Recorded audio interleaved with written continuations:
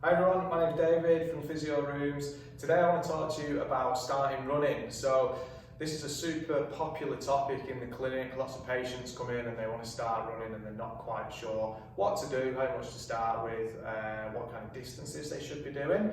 So today I'm going to talk to you from a professional point of view, but also a personal point of view, because I've been on this journey myself over the last kind of 6 weeks or so, where I wanted to start running just to build up a bit of fitness for the new soccer season that's going to start into next year. And I think the first thing to mention is that it's always worthwhile building up your distances and your times very, very slowly, just so you can condition your body and get it used to the running and the impact of running. Now there are some great free apps out there that you can use to work on this. So a lot of you might have heard of the Couch to 5K app, which is a really good one. And basically what that does is it starts you off doing some walking and running at the same time, and it gives you a really structured program to get you up to running a 5 kilometre run. Now I'm going to share with you in a minute my program that I use, and obviously you can design your own program depending on your previous fitness levels. So here's mine that I came up with a few weeks ago.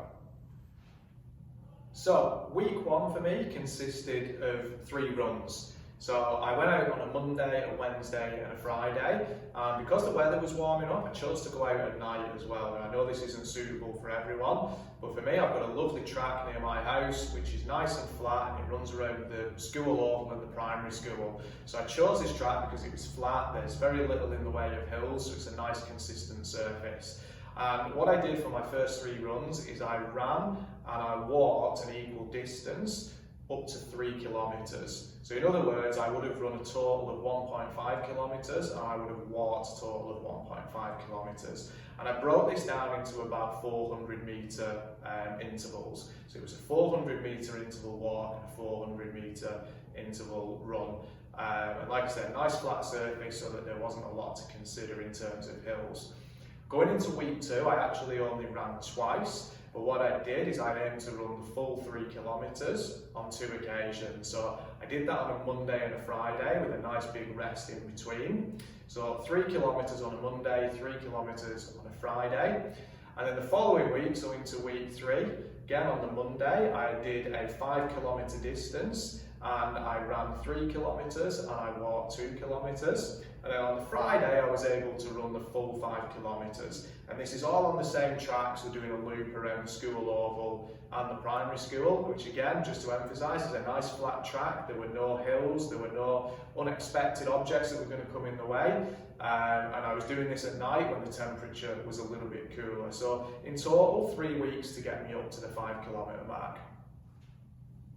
Now then, just as importantly, was doing some preparatory work for the start of running. So I didn't just start running on that first Monday without doing any conditioning work beforehand. So I'd spent a week or 2 just in the gym here, just doing some bodyweight squats, some bodyweight lunges, some heel raises, and also some bridging. So this is working all the major muscles in my legs, just to get them used to the idea that they were going to have to start doing a little bit of work. Now, this is really important to do a little bit of cross-training as well, because it gives you a little bit of a buffer in terms of injury prevention. It also just gets your muscles and your joints used to moving. However, it is really difficult to replicate the impact of running, and that's why that slow, gradual start is a really good place to begin. So the next challenge for me is to try and increase my pace. Now, a really nice way to do this is through some interval training.